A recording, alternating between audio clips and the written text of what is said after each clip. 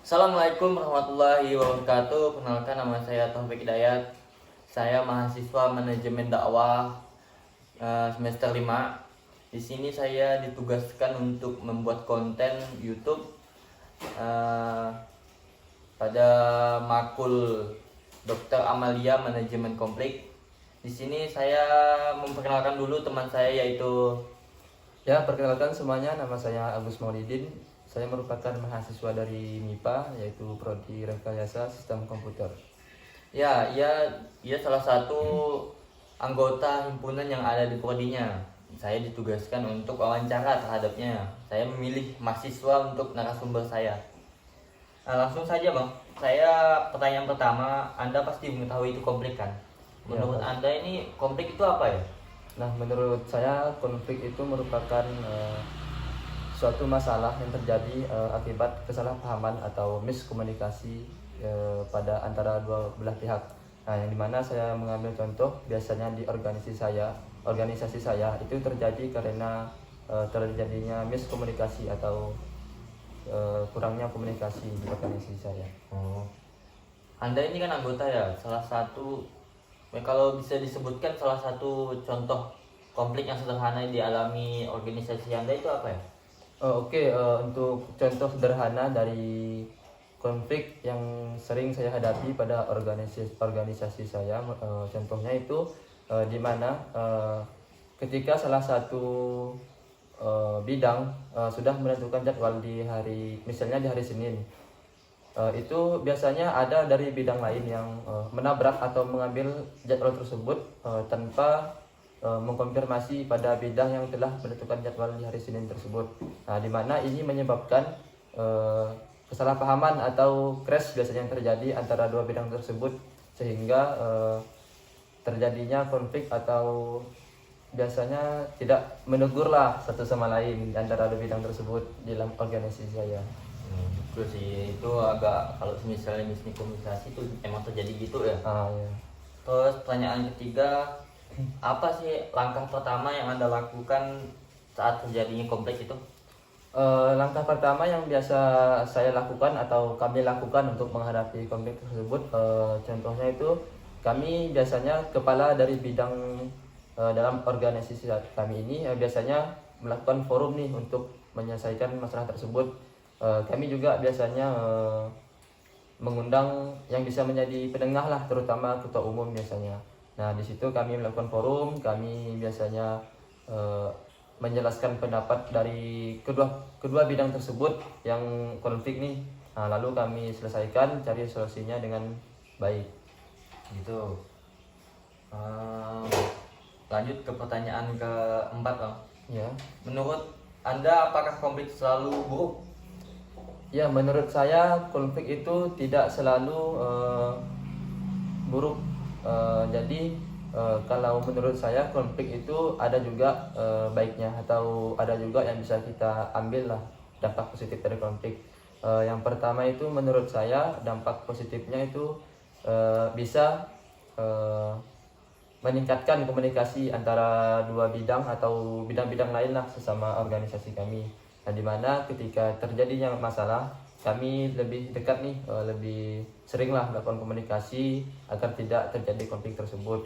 Lalu yang kedua itu dampak positifnya itu kita bisa berpikir kritis, yang dimana kita berpikir kritis itu bisa mencari solusi untuk konflik atau masalah tersebut, sehingga meminimalisir lah atau mencegah konflik kedepannya bakalan terjadi.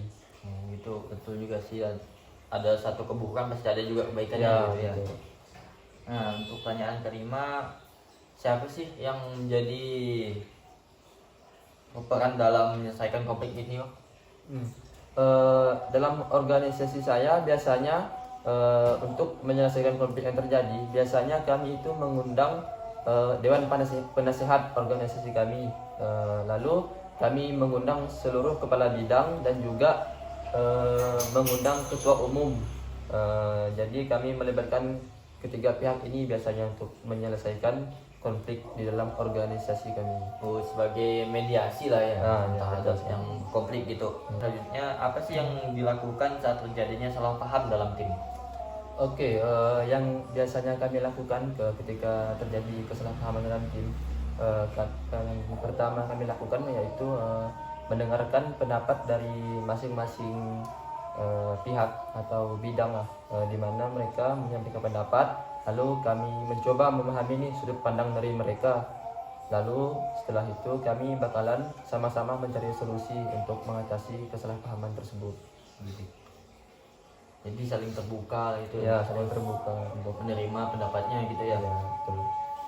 Terus pertanyaan selanjutnya Bang, bagaimana perasaan Anda ini sebagai anggota saat menghadapi konflik?